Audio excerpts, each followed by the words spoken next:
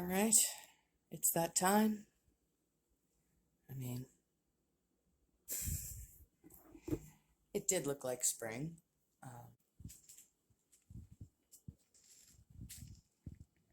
Here we go again.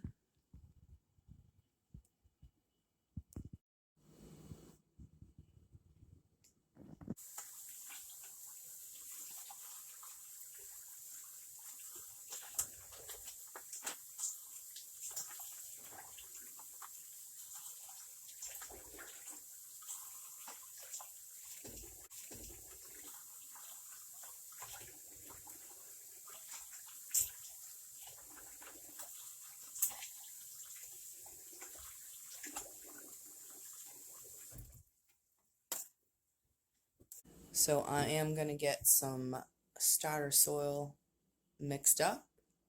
By the way, excuse the shot glass collection over here on the table. I finally got my china cabinet all cleaned out, which is like so neat and pretty and organized and very, very satisfying for my OCD at this point. But yeah, I determined that none of this stuff can go back in there, so I need to find a shelf or something for that. So yeah, that's on the list, and for now, they're just kind of hanging out over there, so excuse the mess. So I have my seed starter mix. I am going to add a little bit of nutrients to it, some worm castings, bone meal, and a little bit of fertilizer, depending on what's going in what. Seeds themselves, when they sprout, do not need anything. They have everything they need within their seed. But once they get past that stage and into their true leaves, that's when you need to start feeding them. And I am not going to start in the teeny tiny cells and then up pot. I'm just going to start right in these, let's say 3 by 3. So I am going to put a little bit of nutrients in there because they're going to be in there longer. And yeah, I'm going to mix up some soil and let's get started. All right, so we're going to go ahead and add our amendments. I'm going to sprinkle on a little bit of bone meal. It's funny because this is a great source of phosphorus, and my plants always respond to it very quickly. But when you top dress with it, it smells pretty bad. At least this particular bag. I've had bags before that were not this smelly, but this one, for whatever reason. But if I mix it in the soil ahead of time, it's not so bad. So I definitely like when I have the opportunity to do that. I have some worm castings. This bag's just about gone. And I'm not a big measurer. This is how I cook too. I pretty much just eyeball everything. I'm just kind of basing this on how much soil I'm putting together right now. That's gone. These are all going to be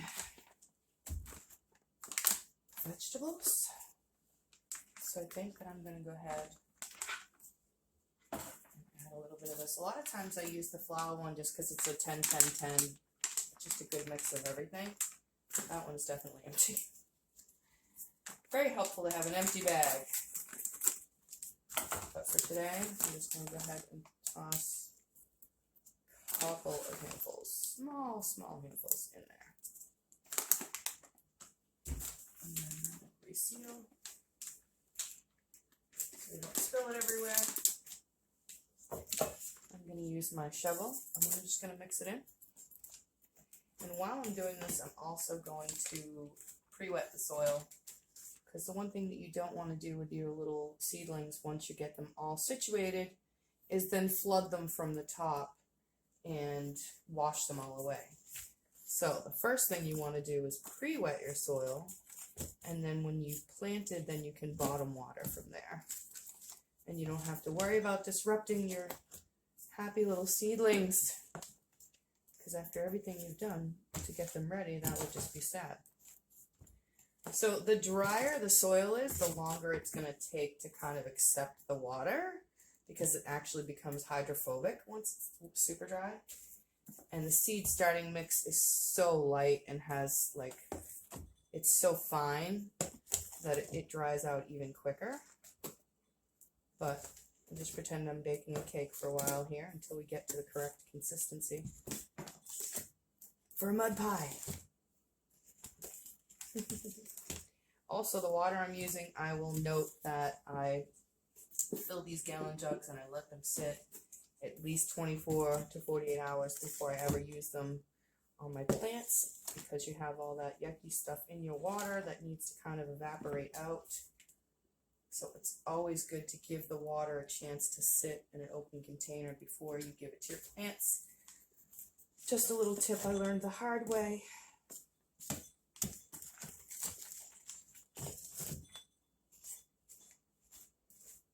Alright, we're starting to get some stick togetherness here now. Just nice. What we're going for is that consistency where you can kind of squish it and it holds, but then it falls apart fairly easily. So we're almost there, actually. I do have gloves on because I also work with food a lot, so as much as I love to garden, I try to keep my hands and nails clean of the soil.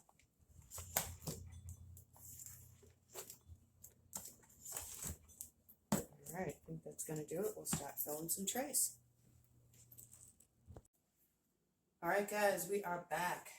Day 2 of seed starting. I did manage to get all of my trays cleaned yesterday. I got my soil all mixed up, my starter soil, and I got my trays filled, at least 2 of them anyways. And now I'm going to go through and decide what we're going to start now, because obviously it is too soon to start everything. But our cold weather things are ready to go. So tomatoes, peppers, corn, beans, this is all going to wait. We are going to do some spinach, and I realized that I have 2 varieties now for some reason. So I think one of them I used last year and one I bought new. This didn't do very well last year, but it may have been my fault, so I might plant both side by side as a test and see how that goes. I also have 2 types of broccoli. This one did do pretty well last year, and this one is just bigger and different, and I wanted to try it, so that may also be a test.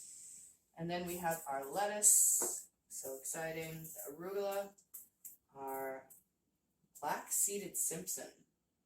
It's just a green leaf. These 2 last year, so good, so prolific, kept me in lettuce for months.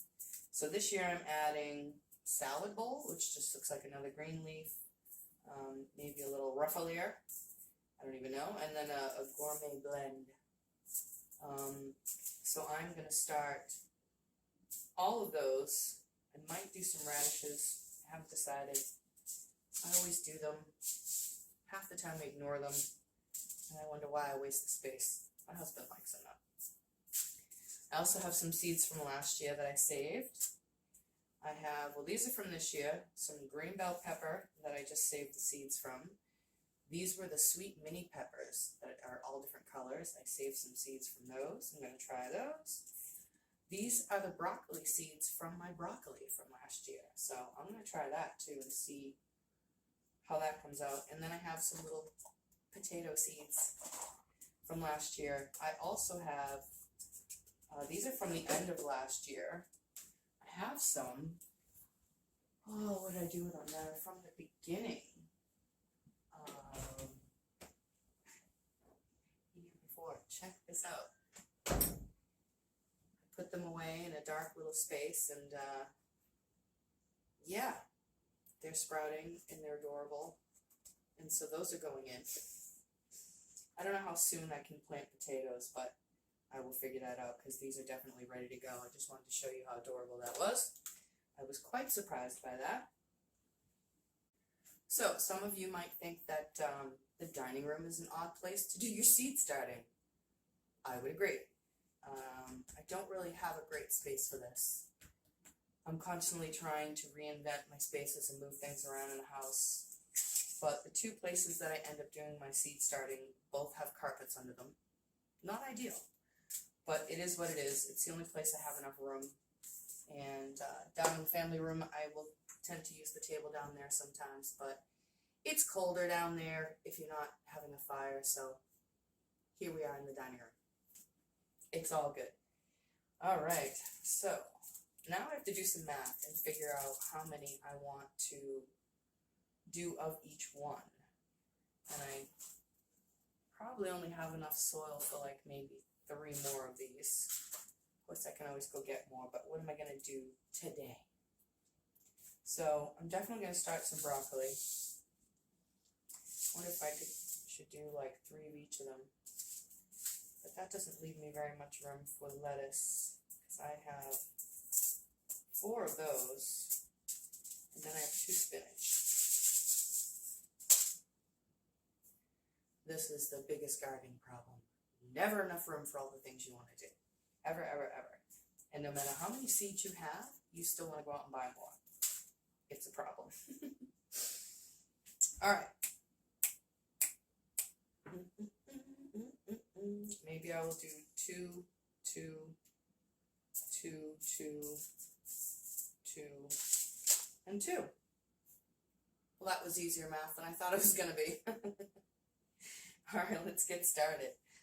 So, I am by no means an expert, guys, but I have learned a few things along the way that I can share with you, hopefully will help you. One thing I have learned is that if you ever get rid of old mini blinds, save some of these because they make the best plant markers. And always have your plant markers ready to go, because you think you will remember where stuff is. You won't. I always think I'm going to, and I never do. So I'm just going to get a few of these ready. I am so curious to see how these do compared to the store-bought seeds. I imagine they won't be any different, but we shall find out. I know that some things don't grow true to seed. So some things you can take the seed from the plant and plant it again next year, and some things you can't. And I will fully admit that I'm not smart enough to know which is which for everything. It could turn out to be nothing like the one that it came from. Could be interesting, we'll see. Alright, so we have 2 spinaches. We have the giant spinach. So last year, I probably just left my spinach in the greenhouse too long. And, I mean, by the time I got it outside, it bolted. I didn't get anything off of it. It was pretty disappointing. I could have replanted it. But if you remember, we had a super hot summer. We were in a drought. Watering things was a problem. So anything that didn't like the heat just didn't do very well. So I didn't see much point in replanting it. I could have done it in the fall. As most of you know, by the fall you get, you know, a little garden fatigue, and you're kind of ready to just switch into different things. So I'm excited to plant it again now, though. Give it another shot. See if it does better. I imagine it can't do worse. And then the last one is our long-standing spinach. Whatever that means. Maybe it means that it'll hold up a little longer in the heat. And I'm going to need 2 of those because that's going to go in 2 trays. Alright. Setup is done. Now we will figure out how deep each one of them needs to be planted and get them in the soil. So I try to use gloves most of the time when I'm handling the soil, because again, I work with a lot of food. It's really hard to keep your nails super clean when you work in the dirt all the time. But I love both, and I'm not giving up gardening or food. That said, it is hard to plant seeds with gloves on, because a lot of them are just so tiny. So we're going to skip that for this part. Alright. So I'm going to start with broccoli. And basically says start indoors 8 weeks before first frost. I'm in zone 6B, so that is around May 1st generally. So March 1st is usually when I start seeds. I'm a little later this year. Taxes took longer than I thought. So these seeds, you can see, pretty small. I'm going to attempt to do either 3 or 4 in each one.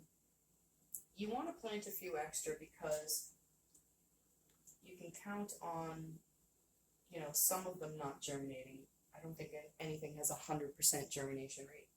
So you plant a few extras so that you're sure you get some in each cell, and then that way you can thin out what's too much later. Better to have too much than not enough, and sometimes you can split them up and transplant them and keep them all. It just depends on what you're planting. So yeah, I think I'm going to try and do 4, and this marker's a little fat, so I'm going to grab a pencil, and it's only 1/4 inch deep, so I'm going to go away from the corner a little bit. You really just need a little divot so you can kind of control where the seed ends up. At least kid yourself into thinking you have some control. And some people will put 2 in each of these holes. Can't tell you if I dropped 1 or 2 in each one, so there we go. We'll see what comes up. Alright, so we're going to do that one, and we're going to do this one.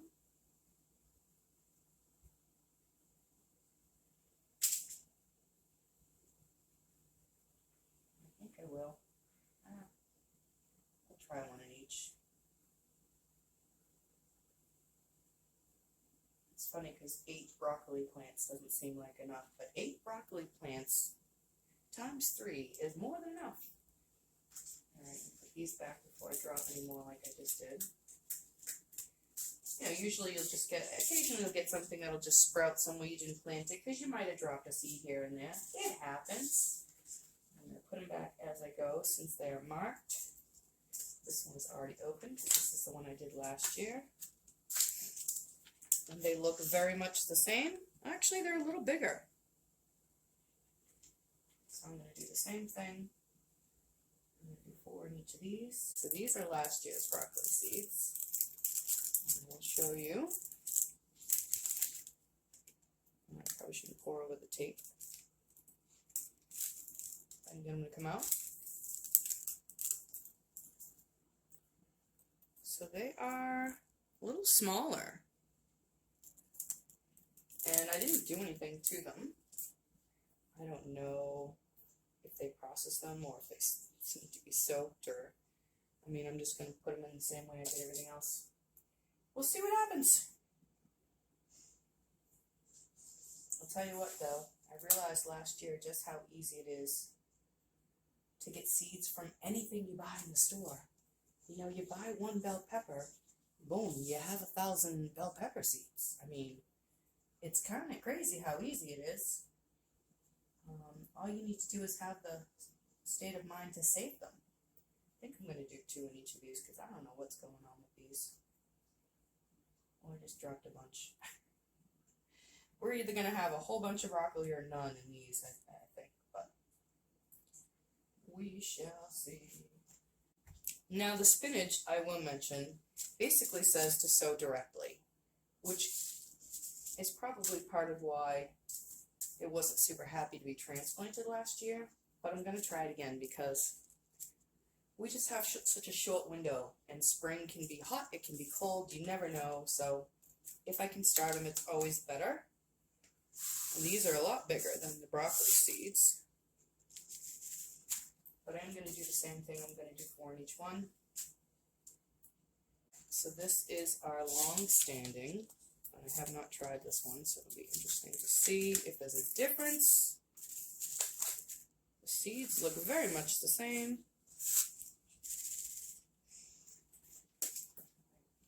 Diggers on the floor. Get back here. Alright, so this is you guys.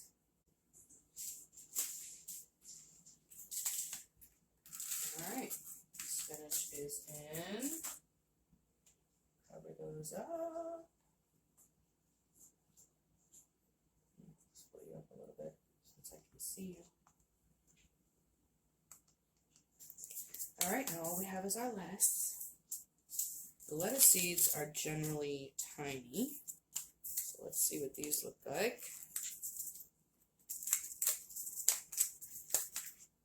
Oh yeah. Absolutely tiny. Look at that. Oh no, these aren't actually, it's not that bad. Alright, now to decide how many, should I still do 4 in each for the lettuce? I think I will. Because lettuce is also one of those things that you can replant and plant in succession. So I don't want to plant it all right now because you want to have some, and then when that kind of starts to bolt, then you start some more, and you can just kind of keep going until the season is over. But lettuce will grow through most of it except for the dead heat of summer. It doesn't like the heat very much, so.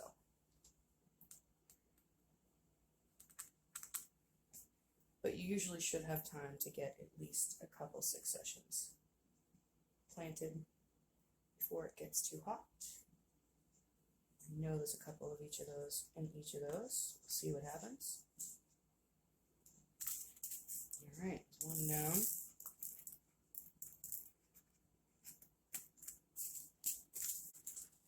Next up, we have our black-seeded Simpson. And again, I'm not sure where the name came from, but this stuff was so good last year. It grew really well. It tasted amazing. Made some beautiful salads. And I did the cut and come again method, so I would go in and I would just cut the outer leaves of all of the different plants. And I would have a whole bowl of lettuce, and then I just let those plants continue to grow until, the plant matures out or it bolts, whichever comes first. But we got a lot of lettuce out of these before that happened, so I'm excited to grow this one again. Again, it doesn't take much to cover them because it's a 1/4 inch deep, so. Alright, and the arugula, oh. This was amazing. I never had fresh arugula like this before that I could just go out and pick. I would make a mix, made my own mix, just cut a little of this and a little of that. We're going to have even more to do that with this year. Look at how tiny those are. That is, incredible. I'm probably going to have, 6 of each of these in each hole. I don't even know how to tease these out. It's you barely see them. We're just going to sprinkle. Alright. Yeah, that's enough arugula seed for me to grow arugula for probably the next 10 years or until these seeds are no longer viable. It's crazy. It makes you want to plant it all, but then you just have too much. So, like I said, sharing is good, but you still have to have space for everything you grow. And that gets hard as everything gets bigger and wants to be in a giant pot because I can't plant in the lawn, in the grass, in the garden anymore. I don't know why I can't say in the dirt, in the soil directly. Everything has to be in pots because I have a massive maple and we love her dearly, but she shades about 7/8 of the yard now. So I have to have things in pots where I can move them around, where I can move them in and out of the light. As, the seasons, she gets more leaves and whatnot. So everything is in pots now. So we only have so much room. Every year I think we have enough pots. Every year I want to buy more. But again, you still have to have some place to put them. So, oh, these are kind of crazy looking. Well, that's because it's a mix, I guess. So we're just going to kind of sprinkle whatever falls in each hole and see what we end up with. Alright guys, we have done it! So the first seeds of the season are in, and what you can take a mister and kind of spray across the top if you need to, but basically what you're going to want to do with this the entire time is the bottom water. Is much less disruption to the seeds, but also it allows the soil to wick up as much moisture as it needs, and then that's it. So there's no fear of overwatering if you're bottom watering. So what I'm going to do is I'm just going to pour in about a 1/2 inch or so, and then I'm going to give it about 20 minutes and see how much of it absorbs, and then I'm going to dump the rest out if there's a lot left over, because you don't want your seedlings sitting in a pond of water, obviously. But it will soak up naturally what it needs, and so every couple of days when I water, I'm just going to come along and I'm going to put water in the bottom, And you'll notice the topsoil start to look drier. And then when you go along your bottom water, you'll see it actually, the moisture wick up into the soil. And so you'll be able to tell if it's got enough water or not. But you won't flood them, and you won't have as many issues with the mold and mildew and stuff growing on top because everything's too wet. So that's what I do. I think it is a great method for seedlings. When they get a little bigger, you know, it's not as big a deal. They have some roots to kind of hold themselves in there, but in the very beginning they don't, and the roots they do have are tiny, so if you pour water over them, you're just going to dislodge them. And they're going to end up pointing in the wrong direction. They're going to grow down, whatever. It's not good. So, bottom water your seedlings. I have a light room that these are going to go into. And I'm going to pop them in there now. Alright, so the babies are all tucked into the nursery. Lots of room for others, and when they get bigger, but right now it's basically empty because these are the first ones. This could be a little bit closer, but I have found that it works just fine. So unless I see them getting leggy, I'm not going to worry. If I do see them getting leggy, I can raise them up a little bit. It's easy enough to just put something under there rather than to move the whole shelf. Because you'd be surprised how quickly things will hit that light when they're growing in here. So I could have different ones at different heights, which I do, but anyways, that's the smaller area. That's where the babies are going. They are in. I am going to dome them. So, just going to place this right over the top just to keep their moisture level. So there we are. We are in. Gardening season 2023 has officially begun. I will be back to give you guys updates on these little babies as they start to sprout, so definitely check back for that, and we'll see you then. Happy gardening, guys!